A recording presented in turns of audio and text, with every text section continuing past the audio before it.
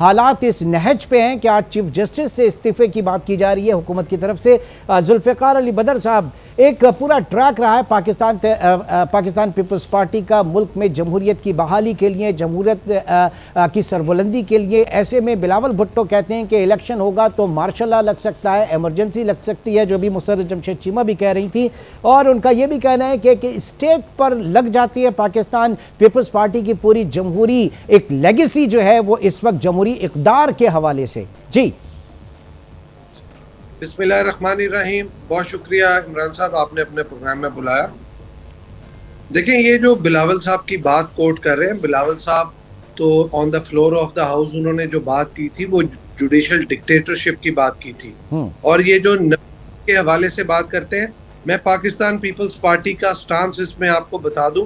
Pakistan Peoples Party is the follower of constitution. इसको बनाने वाले जुल्फ़िकार अली भुट्टो साहब थे। पाकिस्तान पीपल्स पार्टी आइन को आज भी मानती है, पहले भी मानती थी और आइंदा भी मानेगी। इसके अंदर कोई दुराई नहीं है। अगर कोई शख्स इंडिविजुअल तौर पे या खड़ा होकर ये कहता है कि पाकिस्तान पीपल्स पार्टी आइन के लिए आवाज़ नहीं उठाती, तो ये गलत बात होगी। पीपल्स पार्टी आइन की बालादस्ती के लिए आवाज़ उठाती है। और बिलावल भुट्टो जरदारी साहब ने कोई ऐसी बात नहीं की जिसमें कोई आइन शिकनी वाली बात हो या कोई इलेक्शन के हवाले से बात हो। आज भी जो मीटिंग हुई है उसके अंदर ये आया कि जो आइन कहता है उसी डेट पे इलेक्शन होने चाहिए। लेकिन क्या ही अच्छा होता कि इस मुल्क के अंदर जो इलेक्शन है वो एक ही दिन होता, जो जिस दिन हुकूमत टाइम पूरा करती। उससे ये कि मुल्क के अंदर एक जो है सलामती भी रहनी थी और एक स्टेबिलिटी भी रहनी थी। और आप देखें कि इस सारे मामले के अंदर जो सारा बुरान आया, पोलराइजेशन को कम करना था, वो उस टाइम पे जिम्मेदारी आन पड़ी थी चीफ जस्टिस ऑफ पाकिस्तान की, जिन्होंने ये मेजॉरिटी और मिनॉरिटी का। और मेरे भाई एक बात कर रहे थे कि जहाँ से ये अतर मिनल्ला साहब की जजमेंट के हवाले से कि 63A, देखे ना, जहाँ पे प्रेसिडेंट ऑफ पाकिस्तान लेता है चीफ जस्टिस ऑफ पाकिस्तान को कि 63A की इंटरप्रिटेशन करें।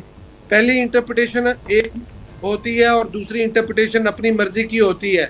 और वहाँ पे पॉलिटिकल पार्टी के हेड का इख्तियार ले लिया जाता है और वो इख्तियार पार्लिमानी लीडर को दे दिया जाता है। क्या पार्लिमानी लीडर पॉलिटिकल पार्टी के हेड के मातहत नहीं होता?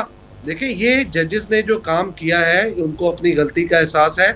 और अब मामला ये है कि क्या ही अच्छा होता कि चीफ जस्टिस ऑफ पाकिस्तान अपना हाउस इन ऑर्डर करते और तमाम जजेस के साथ बैठ के मुशावरत करते और एक फुल कोर्ट बना के तमाम, यानी अभी भी आपका यही मुतालबा है कि फुल कोर्ट जो है वो तश्कील दिया जाए इस अहम तरीन मामले पर? के लिए ये इसलिए जरूरी है कि देखिए, पोलराइजेशन को इंस्टीट्यूशंस के अंदर और ग्राउंड पे अवाम के अंदर पोलराइजेशन को हमने मिनिमाइज करना है। और उसका अभी chief justice, honourable chief justice के कंधों पे बोझ आ गया, तो उनको चाहिए था कि पोलराइजेशन को कम करते। क्या ही अच्छा होता है एक फुल बेंच बना देते और तमाम जजेस की आरा ले लेते। इसमें मेजॉरिटी होती है, मिनॉरिटी होती, क्योंकि सब ने, किसी ने इस बात से इख्तिलाफ नहीं करना था कि 90 दिन में इलेक्शन नहीं होने, लेकिन इस चीज के ऊपर करना था कि क्या 184(3) के तहत जो सुओ मोटो लिया गया, के ऊपर एक्शन लिया गया, क्या वो बनता यानी आइन से किसी किस्म का कोई इनराफ नहीं है। उस आइन की तशरीह के हवाले से, उसकी इंटरप्रिटेशन के हवाले से जो है वो चीजें सामने हैं।